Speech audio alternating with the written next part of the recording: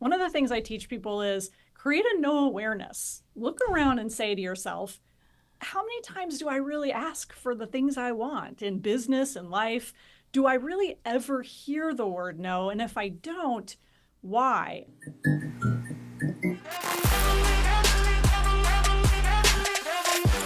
Hey everybody, welcome to the show. So we've all heard those famous quotes, those famous sayings about going for it, right? One is Wayne Gretzky. Everybody knows, you miss 100% of the shots you don't take. And that's great advice. It's a great reminder, but it doesn't explain why.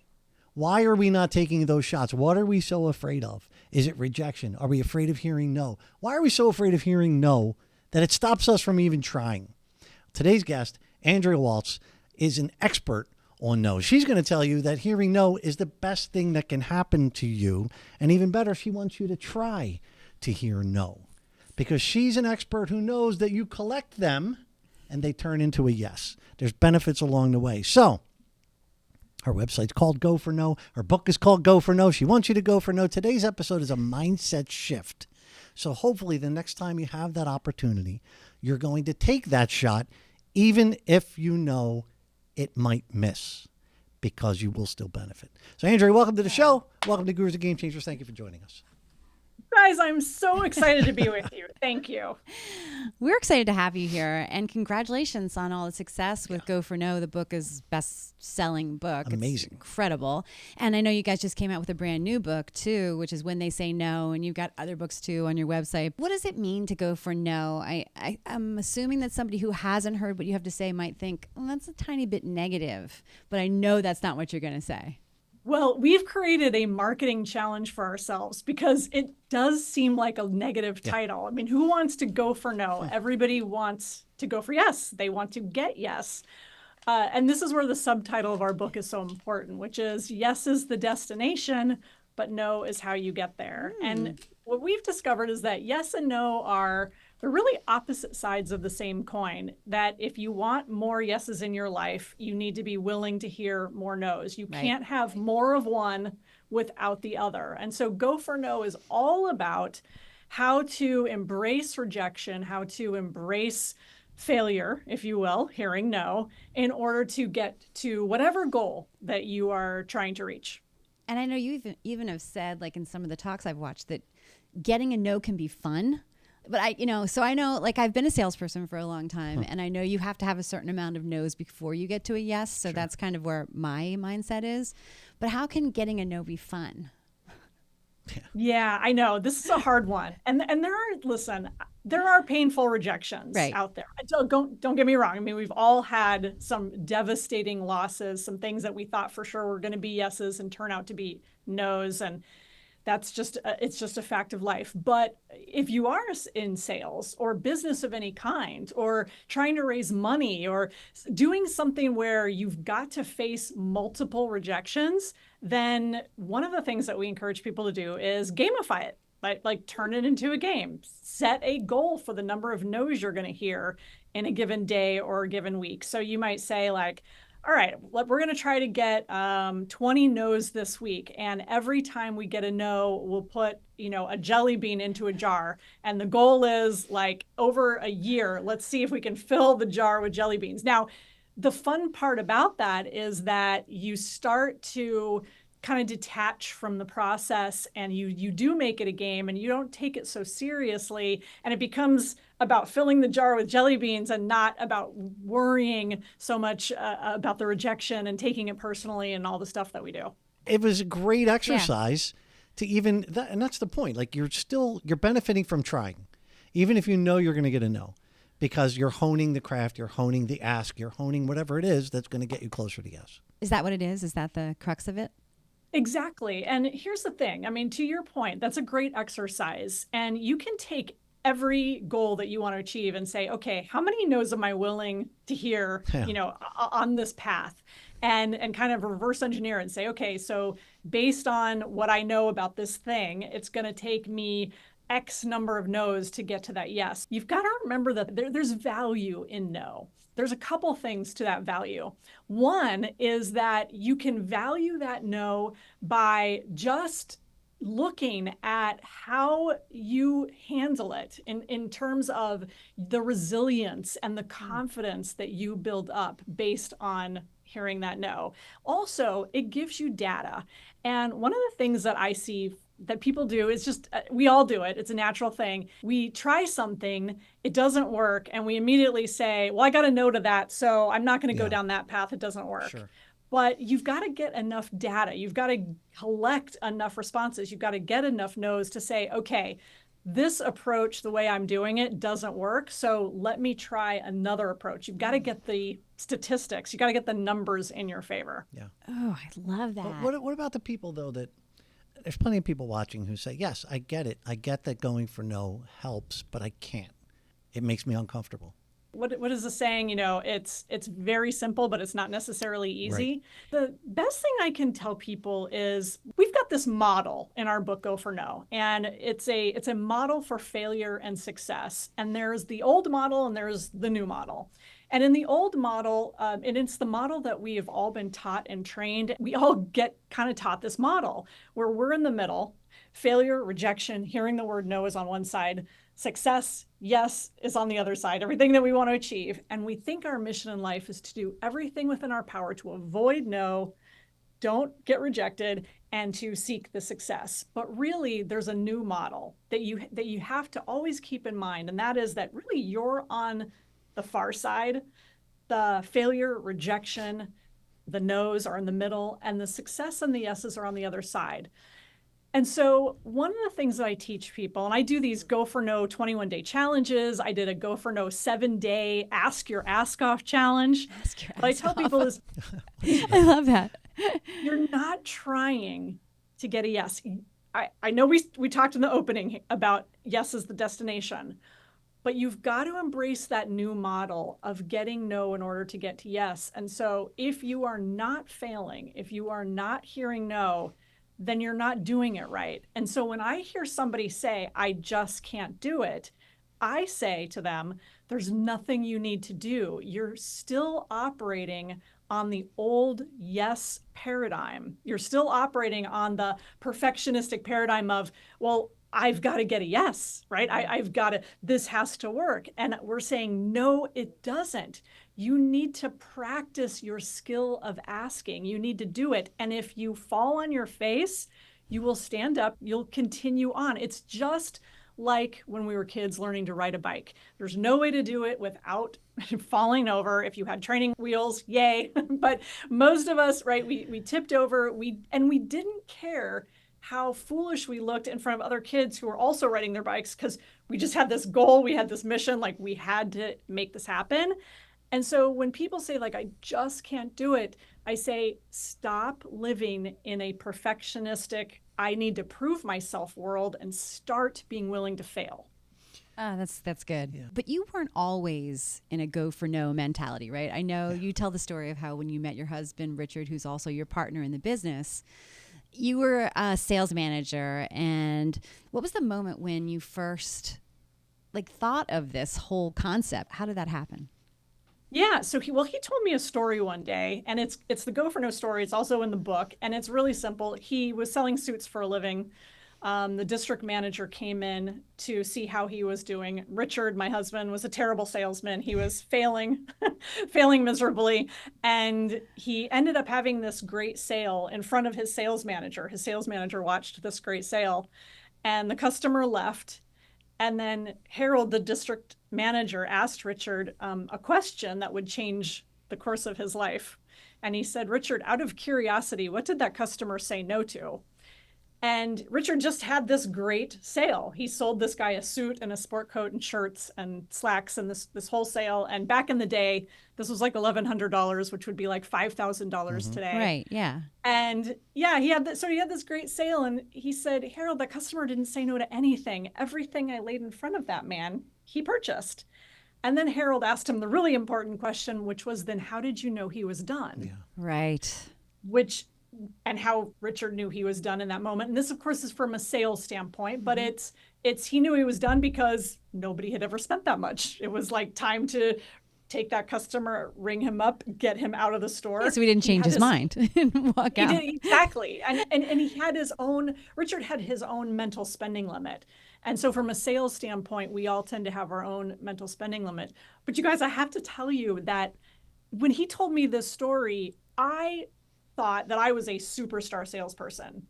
And I didn't think I had a problem with rejection. I didn't think I had any fear of the word no. I don't care. And then I realized that I really worked very hard to not hear no, right. That I wouldn't ask questions where I thought I might get a no, or I would prejudge somebody, or I would make assumptions about what they might do or spend or decide.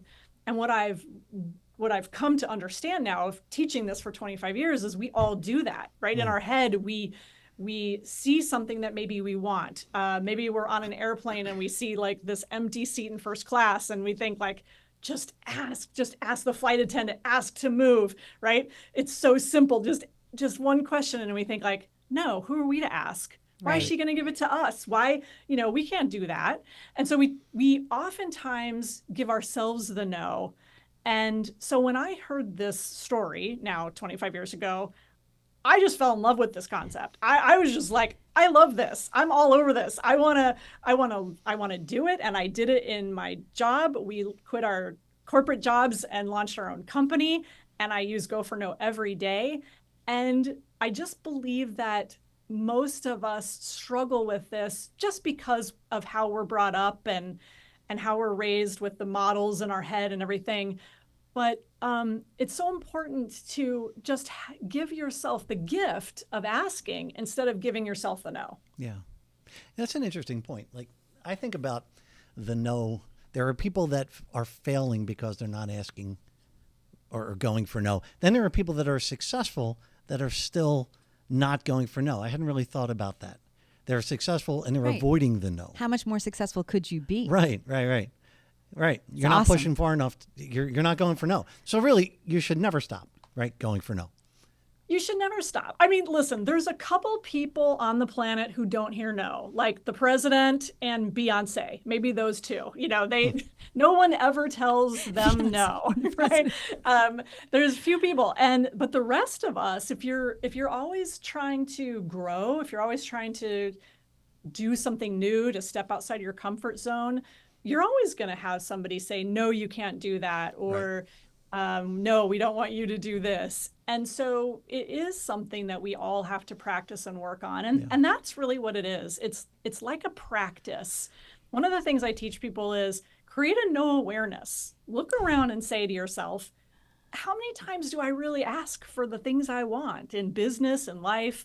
Do I really ever hear the word no? And if I don't, why? Yeah. And usually it's because you're not asking, you're talking yourself out of it, you're making those assumptions to protect yourself like I did for, a good part of my young life.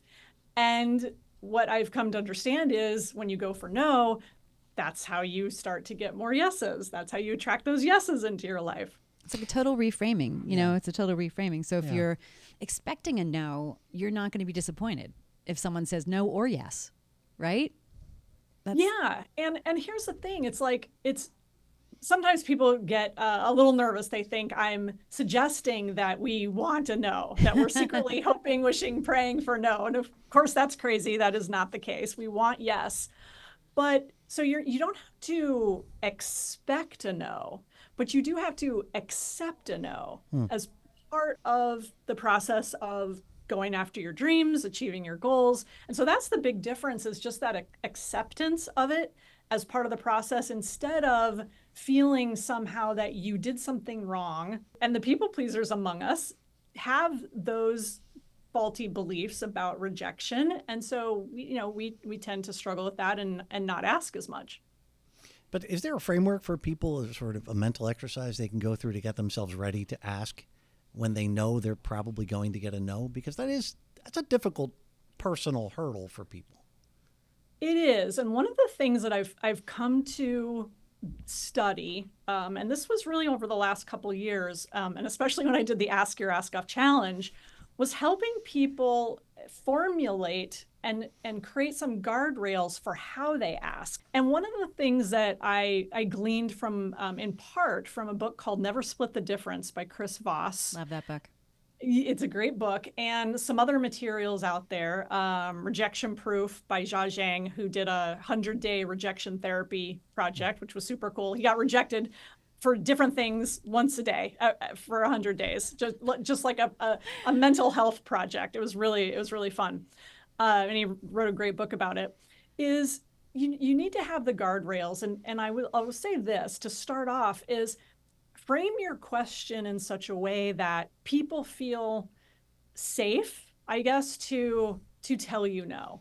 So you could start off and, in fact, this kind of comes from a book called Exactly What to Say by Phil M. Jones. You know, he says, he calls this a rejection-free statement. He says, like I could say, you know, Mark and Stacy, this might not be for you, but I really think that you should have Richard and I back on the show in 6 months. Now, in my asking that, I've framed it in such a way that I've kind of said to you, it may already be a no.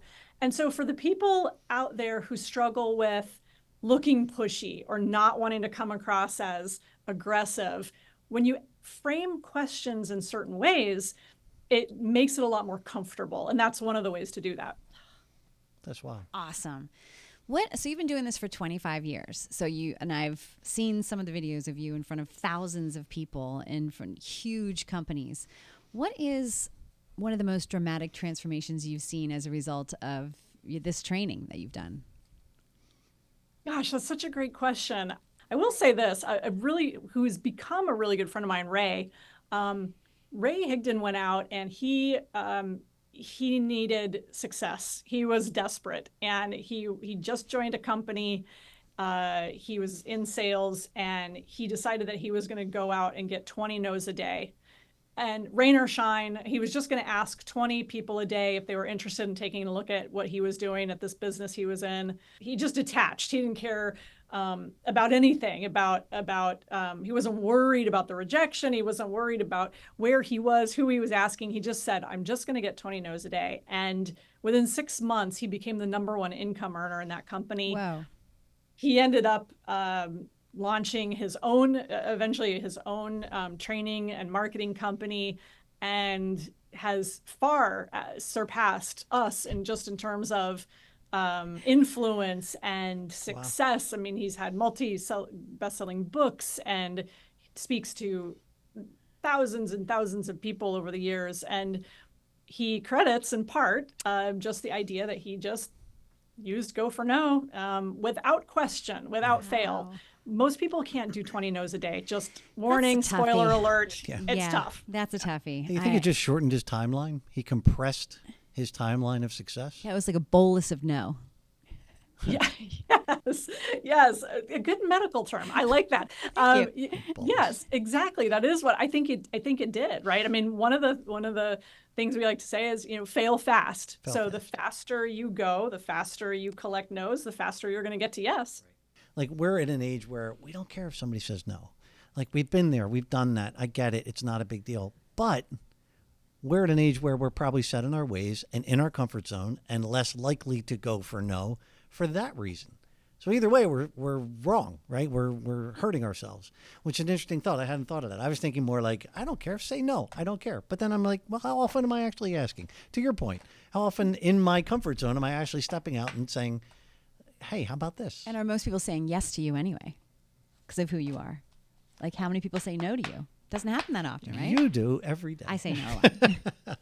Step one. So there's a lot of success that we've seen and you've seen with the Go for No, but have you ever had like a challenging moment, either you trying to do the Go for No or someone that you've worked with trying to use this system? Oh, absolutely. I mean, in general, I will tell you in general, without giving a specific person, right. There are people who consume everything I have ever produced, right? They've read the books multiple times. They've taken our course, like everything that we produce, and still it's a hurdle. And I think that sometimes there are issues around maybe some kind of psychological barrier or whatever that, we just can't overcome. So that's one thing. And I think ultimately people have to address that, those issues, because let's face it, I mean, we all get taught and trained, like I was saying earlier, in our society to not fail, to not get rejected. But there's some people who have had some significant trauma, Right. and we all have Yeah. significant trauma around rejection, right? The rejection is it's deeply ingrained, and they have some things that are holding them back that this strategy just can't overcome. So there's certainly that. And I think one other issue that I see a lot is there's just this idea of quitting. I mean, a big part of Go for No is persisting. You need to persist. You need to ask again and again, oftentimes, to get that yes. Sometimes it's the same person. You come back in a different way. Sometimes it's different people. But persistence is a huge issue. And so when you talk about persistence as an issue, you also have the issue of, okay, but how long should you persist? I mean, at what point should you just give up and say, this is not going to work? And that is also dicey, because it's certainly not for me to say.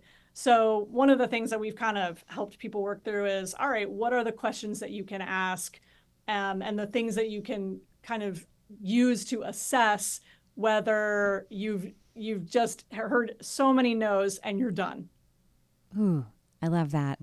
What are those tools? Do you? Yeah, so maybe a couple of them. Yeah, a couple of them. I mean, one of them is you got to play the success out in your mind and say, if I finally got the yes, would I still be happy that this happened? And am I still like super committed to this? The other thing that I've seen people do, I've read stories of writers and even Richard and myself. We had a dream of being screenwriters in Hollywood. We gave ourselves about 18 months to do that. We said, we're going to go for no to get an agent. We did. We got an agent. We were going to go for no in meetings. We were going to go for no to get the script sold, with the help of our agent. And after 18 months of just beating our head against the wall, which is completely required, we said, okay, we're done.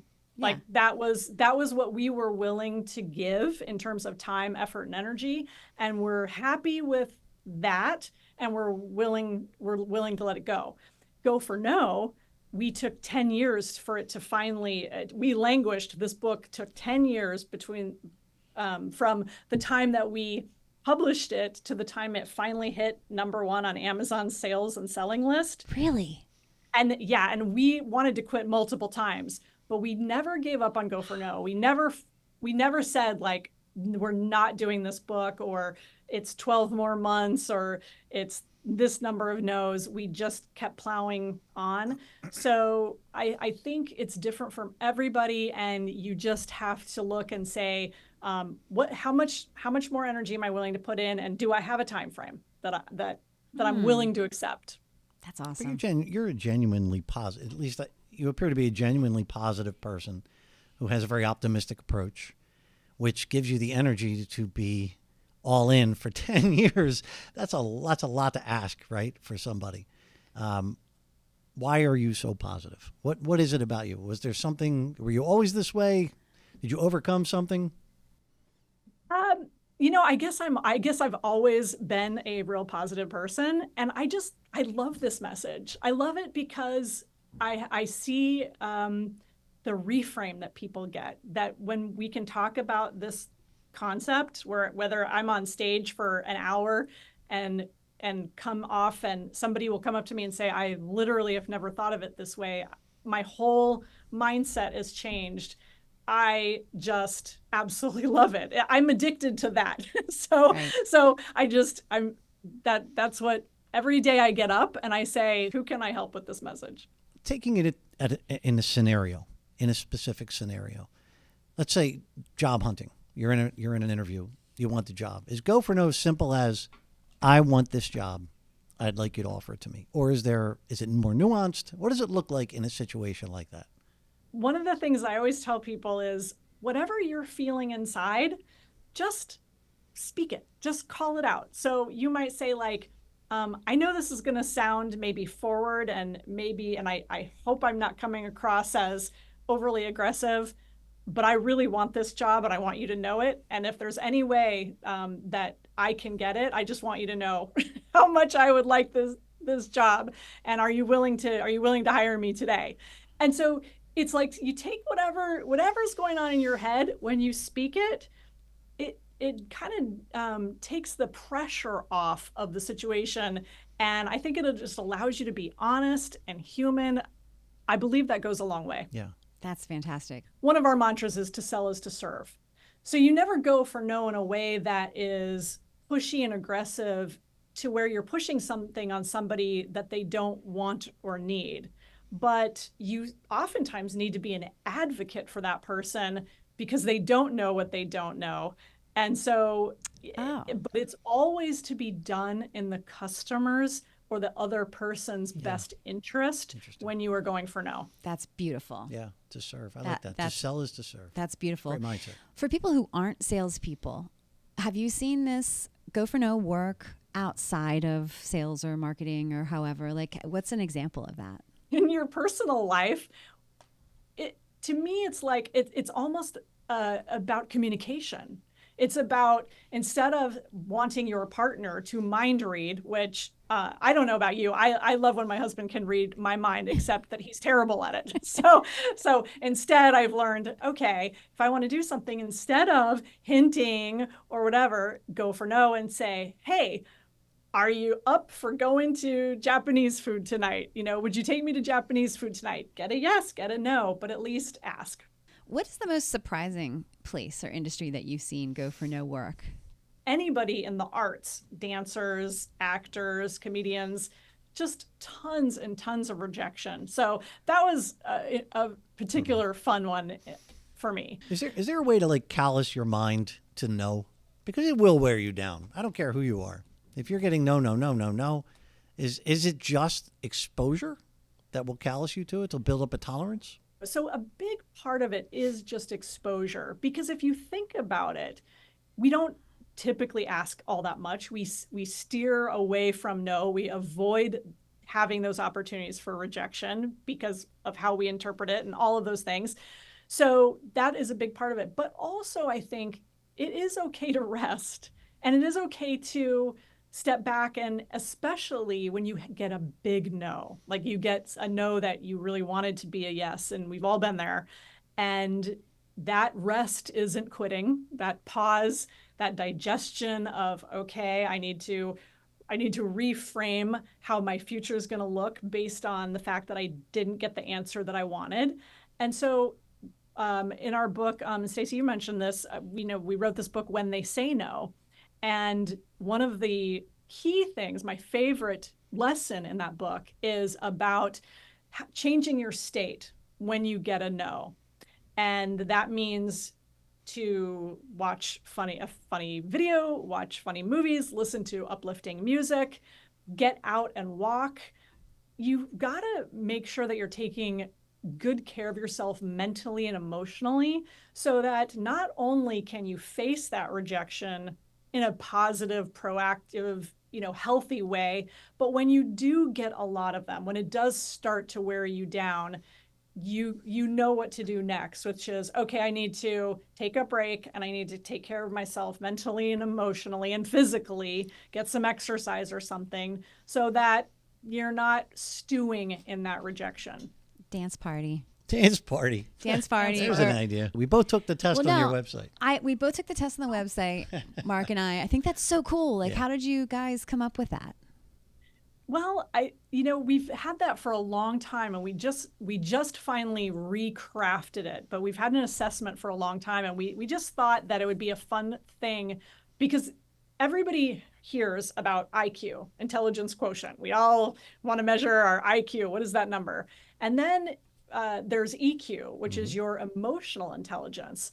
But for us, the sweet spot is your NQ, right? It's your no quotient. It's the number of times you're willing to hear no and keep going. It's your thoughts and your feelings around rejection and around failure.